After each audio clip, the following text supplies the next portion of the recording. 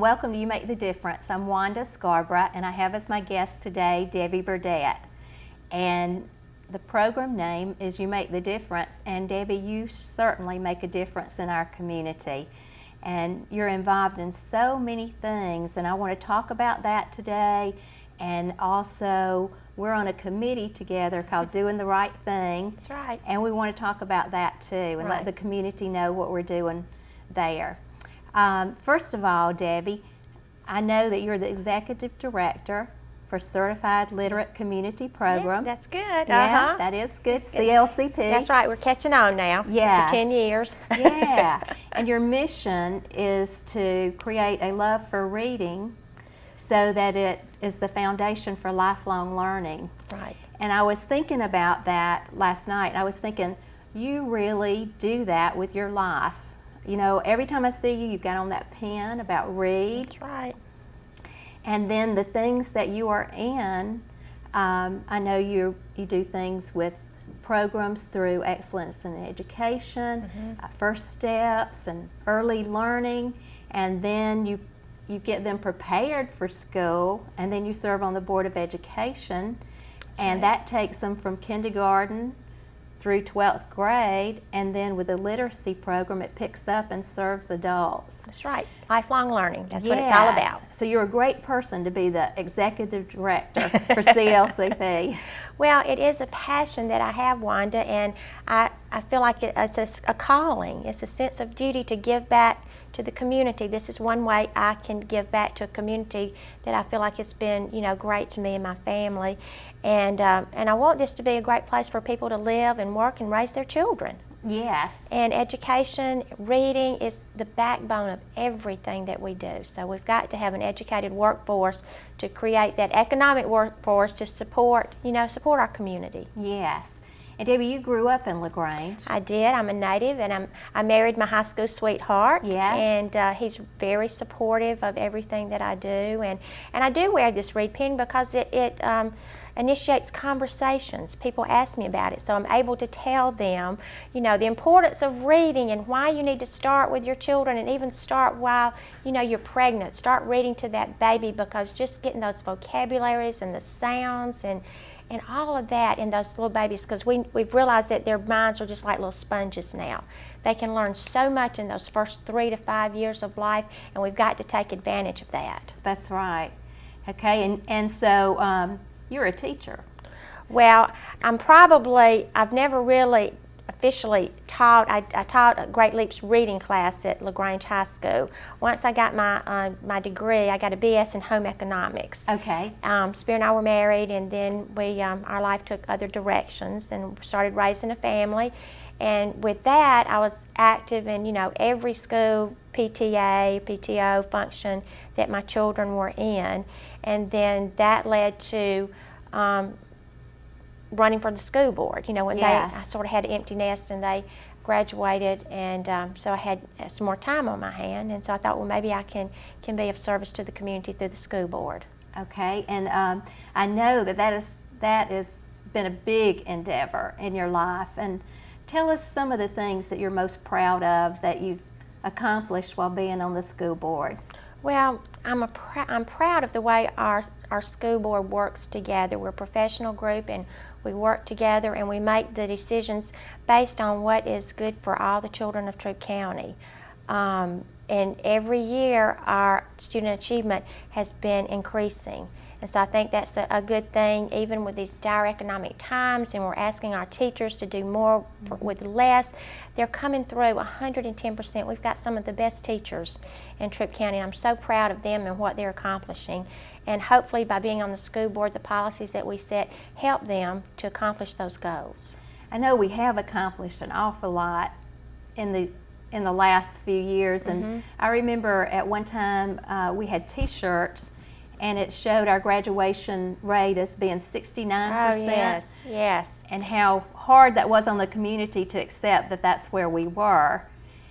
But the latest that we had was that it was at 80%. And I know they've changed to a cohort rate, and that changed the number. But one of the reasons that we did that, it wasn't a number that we were proud of, but we felt that the community needed to know what that number was in order to get the community involved. It's not, we send our children over here, for you to educate.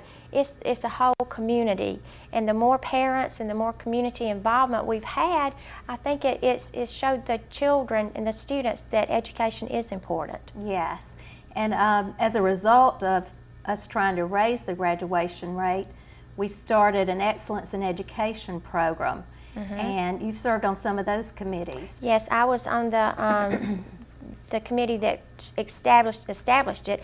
I was part of the Georgia Partnership for Excellence in Education, and I saw what they were doing in other communities, and I said, we need to do this in Troup County. So we met, we got some concerned citizens, and we met, and we had set some objectives, and one of the objectives was the high school graduation and the early learning piece, which we have really targeted both of those, and you can see we're making a difference. Yes, and even in your efforts to promote literacy in the community, you've developed a character. And Mama Jama. Mama Jama, the storytelling mama. Yes, and I was just curious, did that come out of the CLCP program, or did that come out of Board of Education, or how did Mama Jama get started? Well, I think I might have told you how Mama Jama got started. I said Abraham begat Isaac, Isaac begat Jacob, and the First Presbyterian Church begat Mama Jama. Yes. She started as a character at Vacation Bible School telling Bible stories to the children. And there were some teachers that were working there also, and so they asked if Mama Jama would come and read stories in their class. And so it just sort of evolved from that, I love children and I love reading, and I want them to love reading. And so it just has evolved from that one time at doing Vacation Bible School at our church. Yes. So Mama Jama might be seen in the classroom. Mama Jama might be seen at the Housing Authority. We do, the CLCP does a summer reading program in the Housing Authority because we found that most of those children cannot go to the public library to the summer reading program, so we take the program to them, and through donations of books from the community, which if any of you have children's books out there that you'd like to donate, we would love to have them. And we had, I need to say this, we had a special little girl that just turned 8 this year, Chloe Harrell. Yes. And every year she has asked for books for her birthday instead of presents, and she's donated them to the CLCP to take to the Housing Authority to those children. So this year, Chloe collected over 500 books. Wow. That we're going to be able to give to the children in the Housing Authority for them to take home and read. And part of that is we found that when children are out of school, they can get that summer slide. I mean, this is children all over, not just a specific group, but we found if children would read at least 6 grade level books, or below, just read 6 books, that'll keep them from getting that summer slide, that when they start back to school, they'll be on the same level that they ended the previous school year with. So the teachers don't have to go back and do a lot of remedial work to get them back where they are. So we take those books to the Housing Authority, and we give those children at least 6 to 12 books for them to take home and keep.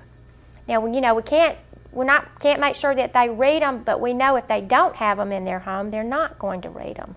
So we make sure they have books. And we want to encourage the parents Right. to make sure they read them, or the parents can read them to them, right? Right. And that's one of the things, read out loud with your children. You read a page, let them read a page. Use funny voices when you read.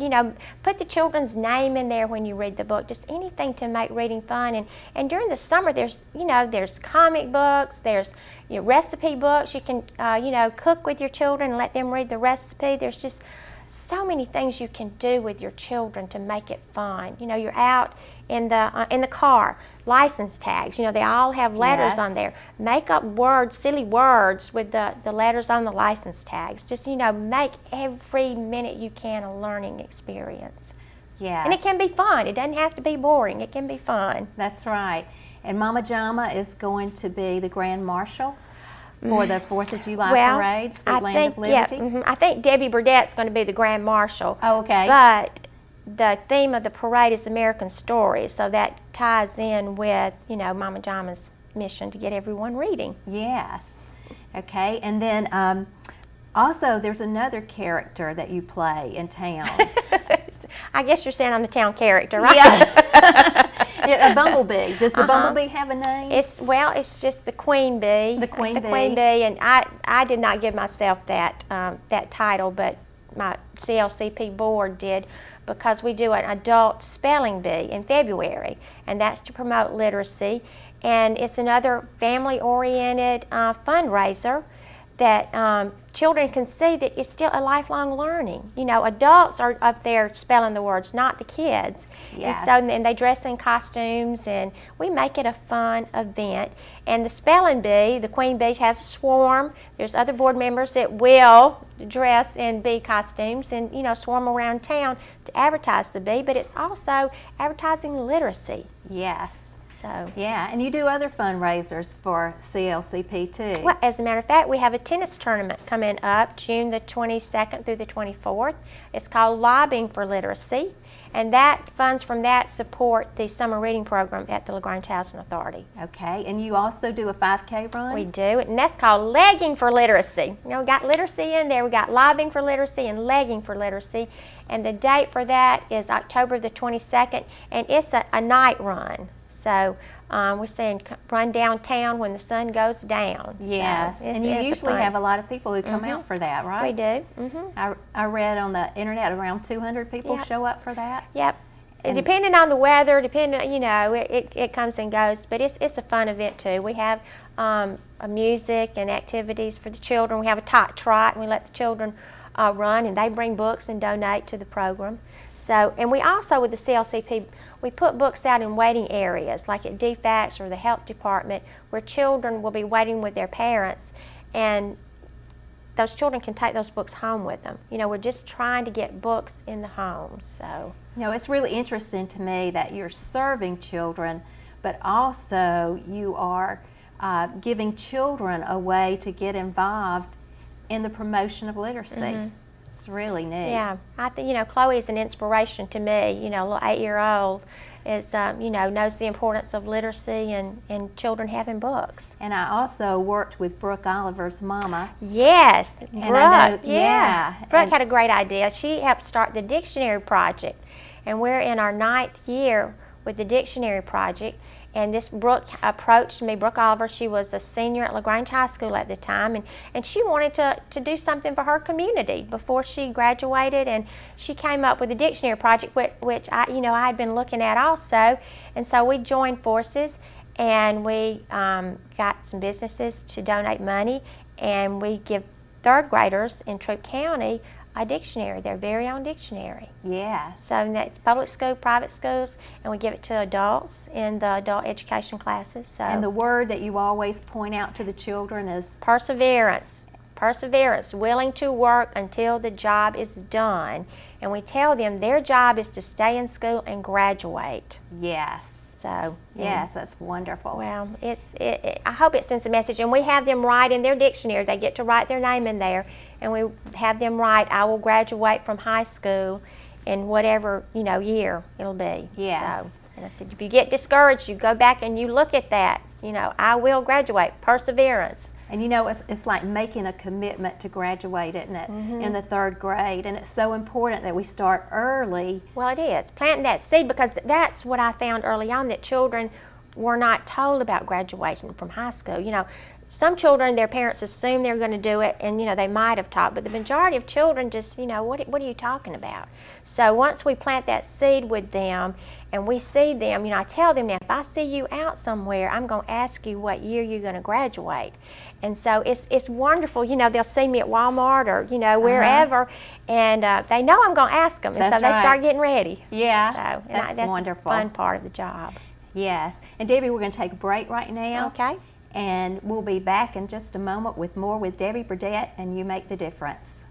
Do you have a business, service, or product you want to advertise? Then you need WJCN. We reach over 150,000 households on cable and broadcast all across East Alabama and West Georgia. For information on advertising, call 706-845-8833 or toll free at 855-845-2233. And thank you for watching WJCN. Hello and welcome back to You Make the Difference, where we're talking to Debbie Burdett. And Debbie, we were talking about how you are so involved in educational opportunities in LaGrange, and I wanted to go back and talk about some of the things that you do with the Chamber of Commerce and some of those programs under Excellence in Education, the early learning piece. And tell me about First Steps. What is that about, and how are you involved in that? Well, First Steps came about when we did a survey, and we found that we were lacking in the early learning portion of our community. We had, resources in place once the children got to school and beyond, but it was those first 5 years that we needed some extra attention. And the hospital partnered with the committee and brought this. I think this is a nonprofit, a state. Maybe it's a national program, but it's called First Steps. And part of that, what you do with that program is that you visit with the mothers in the hospital, and they have a resource packet to give to the mothers, and they talk about the baby's development and the vaccinations and how to take care of the baby, and provide resources if they need housing or clothing and that sort of thing. And then the education part is when we talk about the brain development, we tell the parent what the baby's brain is doing. And most parents are just amazed that their baby is going to be learning all this stuff in the first 3 to 5 years of their life. Yes. And so we're able to plant that seed with them, and then we call them once a week for about 3 months just to reinforce what they learned, and if they have any questions, and because being a new mama is just overwhelming. Yes. And but to let them know how smart their baby is. I mean, they had this little genius, and it's going to be learning to walk and talk and make sure they have books for the baby and read to that baby. That is so important. That hold the book, show the baby how to hold the book. And of course, the baby's not going to let you read to it 15 minutes every day, which that's my mantra, read 15 minutes every day. But I just have a 1-year-old grandbaby. Oh, yes. And so it's been so much fun getting books with her. I mean, she'll turn the page and she'll throw that book down, then she'll pick up another one. But we point to things, we point to words, we read, and it's just amazing what she has learned in a year about books. Just have them on the coffee table, have books everywhere for that baby. And with being a new mama, you don't get an instruction manual, and so you do need somebody to give you these pointers, and it's so great that we have First Steps that goes into the very hospital room of the new mom and begins the education process. Yes, it is. Yes, and then early learning continues. We've established the BELL program, Building Early Learners for Life, and that came about with a grant from the governor's office, and that was targeting children in lower socioeconomic or children at risk. And the parent educators go into the homes with the parents and show them some parenting skills and show them what their children can be doing at this age. So that's another hands-on that we're providing our parents in the community. Yes, and I know I helped in a little thing that Troop Bell did at the housing project just this past weekend. And they had sheets that said if your child is between the age of, say, 12 months and 24 months, this is what your child should be doing and how you should be working with your child. Right. And they have it for each age group, That's which is so helpful to the new parents. Well, it's not should be, it's could be doing, or you can expect at this age, because we know they develop at different rates. And that one child may just be sitting there and not doing anything 1 month, and then the next month just explodes. He's walking, he's babbling, but it's just a guideline, to go by, and if your child is not doing some of these things, then that's when you may get concerned. But they all develop at different rates, and it's just a guideline to help the parent. Yes, and then there's Success by Six. Success by Six is a United Way program, and that is, we want all our children to be successful by the time they get to school. And what we mean by that is, ABCs, colors. The children need to know so much more now when they hit kindergarten and first grade than when our children, Yes. went to kindergarten and first grade. Yes. But the research shows that that's when they learn it. Those first 5 years are so important. And we've got to stress that to our parents. You are the first teacher. You can be responsible for the education of your child. I mean, not just the first 5 years, but, for their life, but those first 5 years are critical. They are. And I think it's really important that that information is out there for the parents, because I remember my mama telling me that when I went to school, she had heard that you weren't supposed to tell your children anything, that they just wanted to pick it up when you got to school and teach you with their That's right. methods. So when I went, I remember it was a little tough. I don't even know if I knew how to count, Right. because I hadn't had that parent working Right. with me. So it is important because they do have to know so many things when they get to kindergarten. My daughter taught kindergarten, and I was amazed at all the things that they will learn in kindergarten.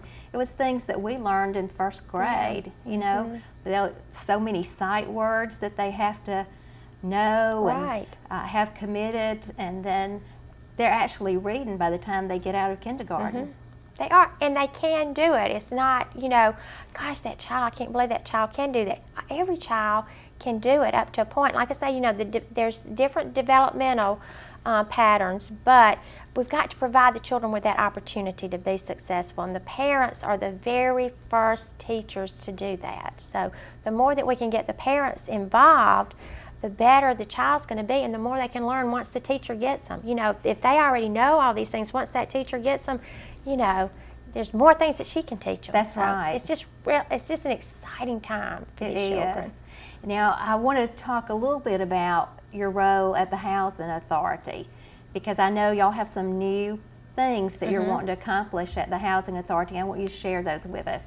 Well, one of the things that we have implemented this year is the BELL program. Building Early Learners for Life is now housed in the Housing Authority, and they will make home visits with the parents in the Housing Authority, and have classes for the parents to come to. So we're hoping to build that strong commitment with those families there. Yes. Okay, now let's switch gears a little bit and talk about doing the right thing. Okay, do the right thing. What is the right thing to do, Miss Wanda? Well, Doing the Right Thing is a video series that Chuck Colson has really headed, and we showed that Doing the Right Thing video for the community, and what Chuck is trying to get across is that we need to return to a biblical worldview in the United States. And a lot of us grew up in church and we learned that biblical worldview, but it seems today that people have gotten away from that, and that their values don't necessarily line up with the biblical values that we all learned.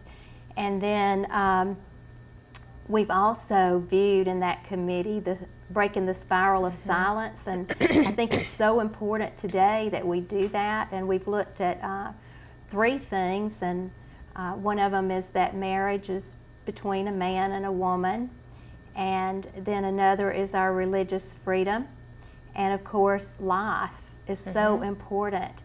And it's amazing to me that not everybody sees those as being truths today.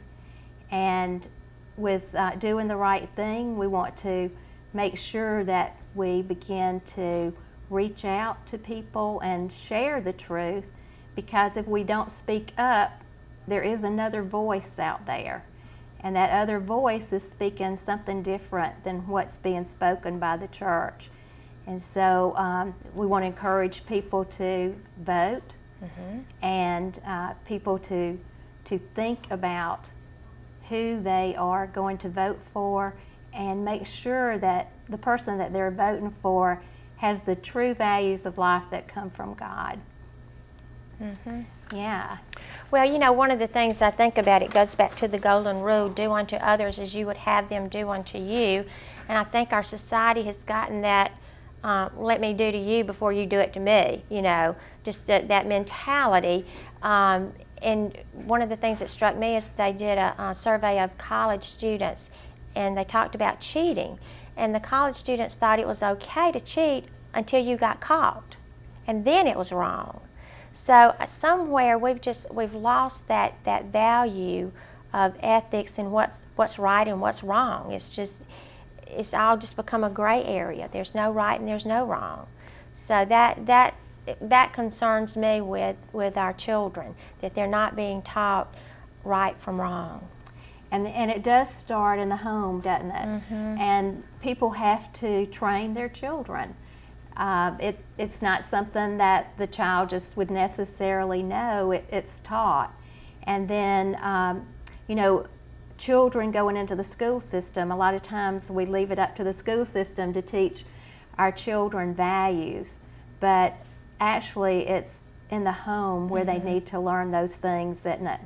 Well, I feel like our school system is a reflection of what's happening in the community. We have bullies in our school system. Where does that come from? We don't teach that. We have children bringing guns to school. We don't teach that. It's a reflection of, everything that's happening in the world and, in our country. It's not just, we used to be that really safe community here, but, and we still are safe. But the world outside is creeping in, and we've got to be vigilant and teach our children, there is a right and there is wrong. Yes, there is. And, I was thinking about with values and marriage, we can promote marriage from a lot of different angles. And one of the things that I remember hearing in a meeting is that unmarried plus kids minus education equals poverty. Mm-hmm. So to turn that around, marriage and wait until you're a certain age to have children, and Chief Detmar says that's around 21. That's right. Plus getting an education, then that's your ticket out of poverty. Mm-hmm. And so there's so many things that values affect that we don't necessarily just connect the dots and know that, in poverty, there's something missing. There's a value that's not being implemented. And because that value isn't being implemented, it's causing a result in our society that we don't really want to have. That's right. And I know that the statistics now are that about 51% or 50-something% of the babies that are born now in Troup County are to unwed mothers. Mm-hmm. So that is certainly a value that we need to promote, that marriage is a good idea. It's a God idea. Right. And I know before we end the show, Debbie, you wanted to encourage people to sign their children up to be in the parade. So I'm going to give you the opportunity to do that. Okay. I encourage you, please bring your children to the 4th of July parade. The theme is American Story, so there's all sorts of ideas that you can come up for your children to dress as different characters from stories in history, or to make their own floats. But this is an important time for America. We've got to get back to that patriotic and support our freedoms that we sometimes take for granted.